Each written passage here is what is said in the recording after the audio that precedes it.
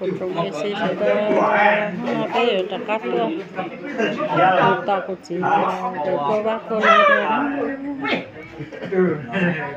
có củi chú có cái nữa thì dùng tao cũng chỉ là sẽ chơi được thì có theo thiết chỉ là ba dùng tao cô nữa thành phố nó đâu mà chơi được cái luôn nó sẽ thả nó tao cũng chỉ lo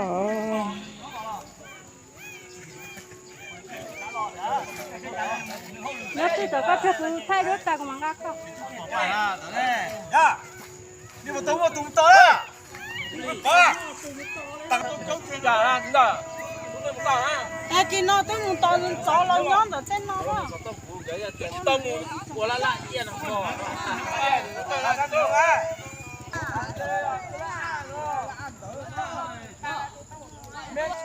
chán ta chú chắc cũng chăm ba thành phố thế này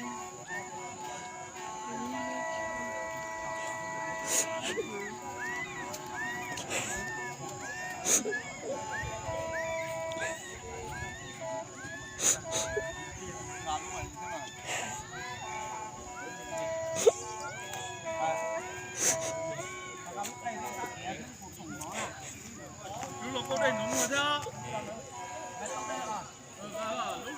lúc cô đi móc cây nè rồi có mua thế đâu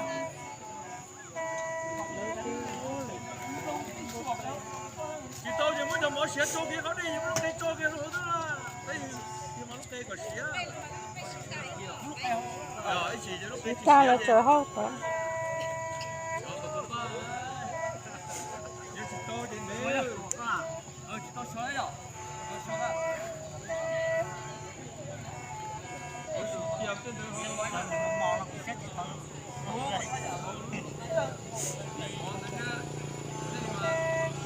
chị cho mà được nên số cân chị lớn hơn chị vậy chị nên cái mà tao có là số chị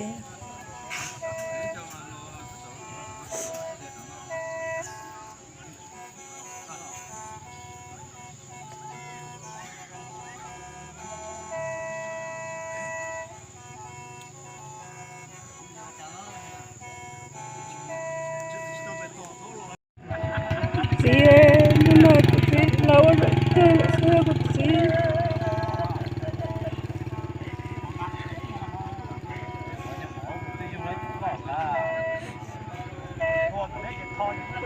nhá cả một cả chỉ tàu cái mù chỉ cho tao cho là có chơi tại chỉ to chỉ cho tao cho tại chỉ to chỉ để phục ba hồ để bảo lẽ nó để cho cái hồ để cho ba hồ để làm một hấp ta lên chưa này có đây con nó có đây xía à cái nó vào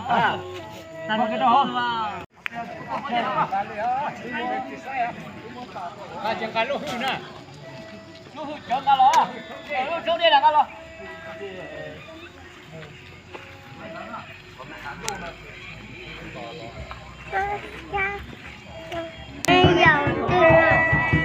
cho con đồ nó giống con đồ thì có đồ con đồ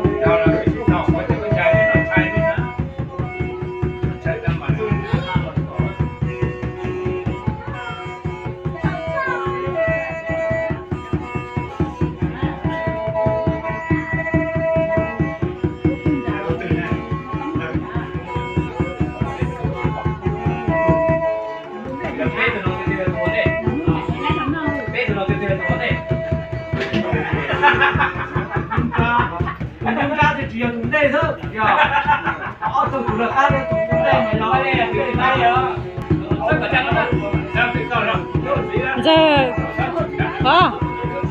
chú có tụi nhỏ giờ chậm lại quá thành phố shopping Xài món này Coi nhìn đùa bằng đây đó. xài món này đuối một tiêu. Món này đuối không.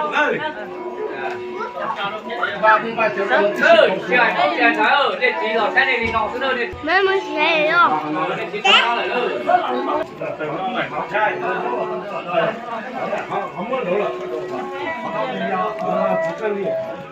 Thêm mỏng này. Hai cổ do đó, hai cổ do. Con đó mà thầy kì con thấy mà thông làm kì đấy đầu tiên tôi kì mua Thằng kỳ thúc tôi kiếm bằng à.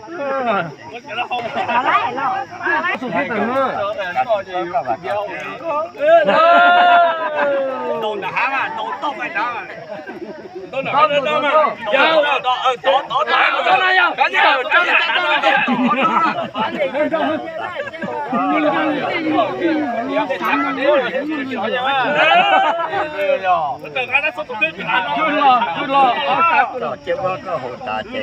phải chế cho cha thông cũng đó Còn chết không mua muốn nào đi chỗ to. Chứ mà chỉ đồ bắt rồi ô cậu. Chứ mà chỉ đồ bắt rồi. Đó mà.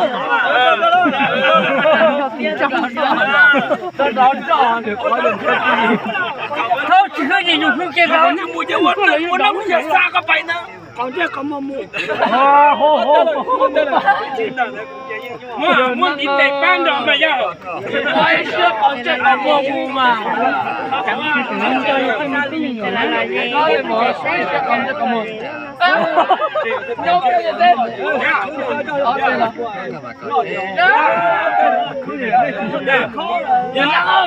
bắt con cả 좋아하는 스테이크 먹을 수도 없어 와, 쇼너한테 싹 뛰나?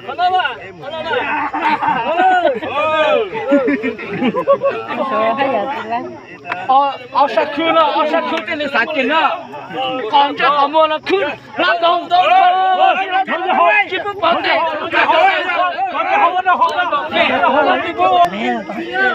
Nó số, chỉ được quá thôi.